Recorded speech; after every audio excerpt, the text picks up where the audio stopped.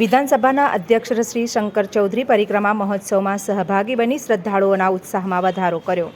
વિધાનસભાના અધ્યક્ષશ્રીએ સફાઈ કર્મીઓને બિરદાવ્યા અને શ્રદ્ધાળુઓને સ્વહસ્તે અલ્પાહાર પીરસી સેવા બજાવી. વડાપ્રધાન નરેન્દ્ર મોદીના સંકલ્પથી ગબ્બર પર 51 શક્તિપીઠોનું સ્વપ્ન સાકાર થયું. તો પરિક્રમા મહોત્સવ ગુજરાતની આધ્યાત્મિક વિરાસતને વેગ આપે છે. પર્યાવરણ સંરક્ષણ માટે પ્રકૃતિનું જતન કરવાનો અધ્યક્ષશ્રીનો ઉપસ્થિત શ્રદ્ધાળુઓને સંદેશ. તો અધ્યક્ષ શંકર ચૌધરીએ ગબ્બર ખાતે યજ્ઞમાં ભાગ લીધો. માં ઉમાનું જગદંબાનું હૃદય જે જગ્યાએ પડેલ એવું અંબાજી ધામની અંદર ગબ્બરની પરિક્રમા 51 શક્તિપીઠનો વાર્ષિક મહોત્સવ 3 દિવસીય ચાલે છે.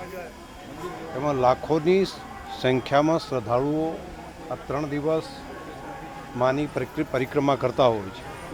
આમ તો પરિક્રમા હરરોજ ચાલુ રહે છે, એટલે શ્રદ્ધાળુઓ ગમે ત્યારે આવીને પણ પરિક્રમા કરી શકે છે, પરંતુ આ 3 દિવસ એક મેળા સ્વરૂપ હોય છે.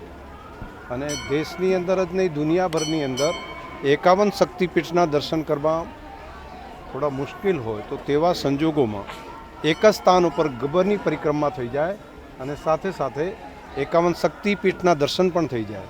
આવું એક સારું કામ તત્કાલીન મુખ્યમંત્રી નરેન્દ્રભાઈ મોદી, આજે દેશના પ્રધાનમંત્રી શ્રી છે, તેમણે આ સંકલ્પ કર્યો હતો અને એની પ્રાણ પ્રતિષ્ઠા વૈદિક પરંપરા પ્રમાણે માન્ય મુખ્યમંત્રી હતા ત્યારે મોદી સાહેબે અહીંયા આગળ કરી હતી. અને લાખો શ્રદ્ધાળુ આ માના દર્શનનો લાભ લઈ રહ્યા છે.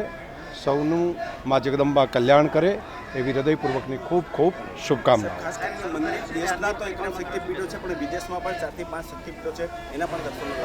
હા, મેં એટલા માટે જ કહ્યું કે દુનિયાભરની અંદર અલગ અલગ જગ્યાએ જે શક્તિપીઠો છે તેનું પણ આ એક જ સ્થાન ઉપર અંબાજીના ગબ્બરના પરિક્રમાની સાથે સાથે જ તેની પણ પરિક્રમા થઈ જાય અને દર્શન એક જ જગ્યા ઉપર થઈ જાય. એ માની અસીમ કૃપા છે કે દરેક વખતે મા અમને લાભ આપે છે. એટલે હું તો માત્ર મારા શરીરથી ચાલવાનો પ્રયત્ન કરું છું, પરંતુ શક્તિ અને શ્રદ્ધા એ તો મા આપે છે. સર, આજે પરિક્રમા જે સંખ્યામાં ભક્તો કરી રહ્યા છે, આપણે એક મેસેજ આપ્યો છે કે સ્વચ્છતા રાખો અને પાન ફૂલ તોડવા. મા જગદંબાનું સ્વરૂપ એક પ્રકૃતિ સ્વરૂપ પણ છે કે જે પથ્થર, વનસ્પતિ, પ્રાણીઓ, પંખીઓ, આ જે આજુબાજુનું પ્રકૃતિના અલગ અલગ સ્વરૂપ છે એ પણ મા જગદંબાનું સ્વરૂપ છે. એટલે ક્યાંય ભૂલથી આપણે કોઈ પણ ડાળીને તોડીએ નહીં, કોઈ પાનને ન તોડીએ, તેનું સંવર્ધન કરીએ તો મા જગદંબાને હરિયાળી ઓઢણી ઉઢાડ્યું કહેવાય. એ માને ઉઢાડેલી ઓઢણી તેને આપણાથી કોઈ નુકસાન ન કરી શકાય.